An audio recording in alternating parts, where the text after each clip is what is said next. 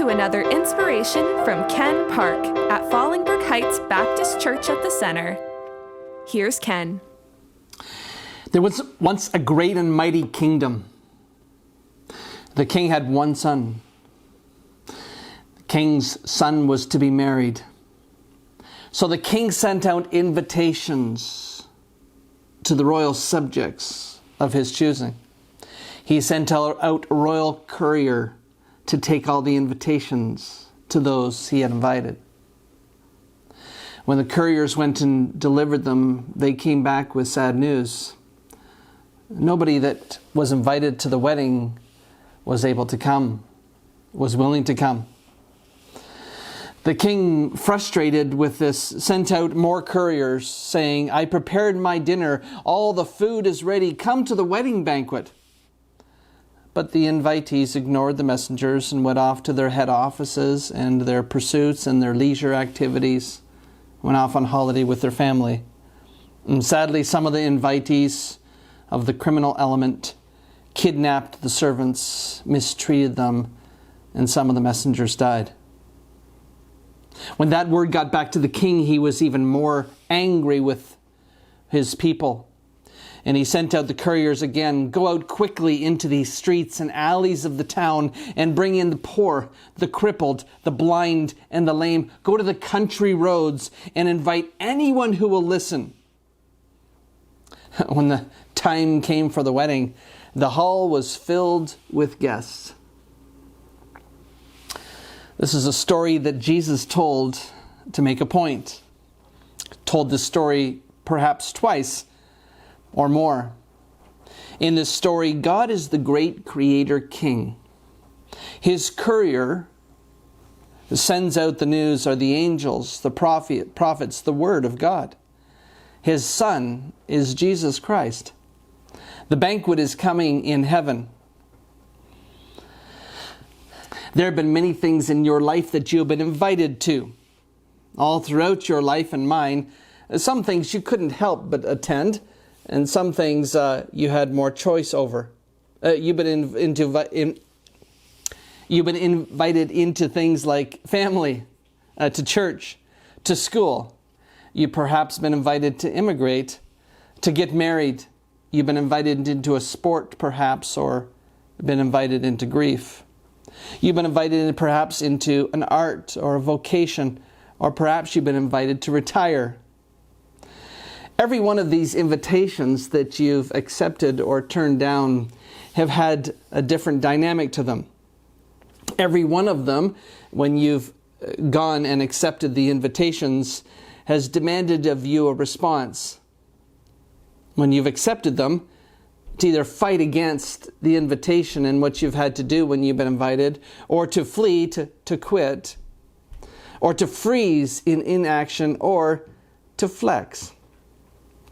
Fight, flee, freeze, or flex.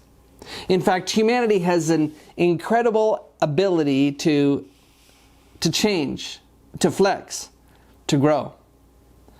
On a tragic note, you and I, all of humanity, has been invited recently into this pandemic that we're in.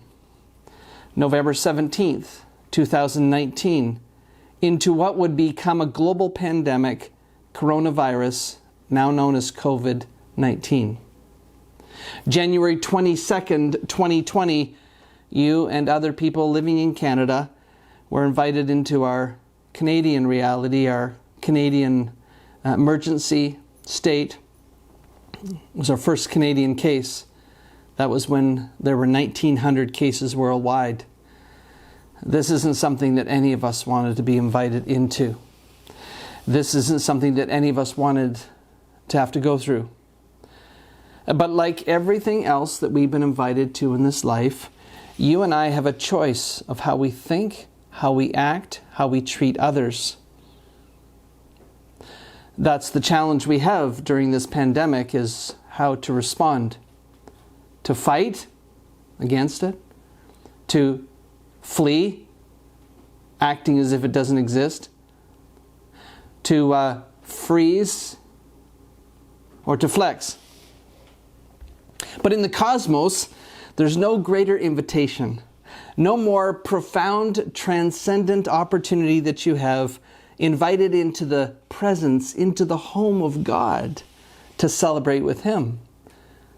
But as in all invitations, you have to decide whether you'll come.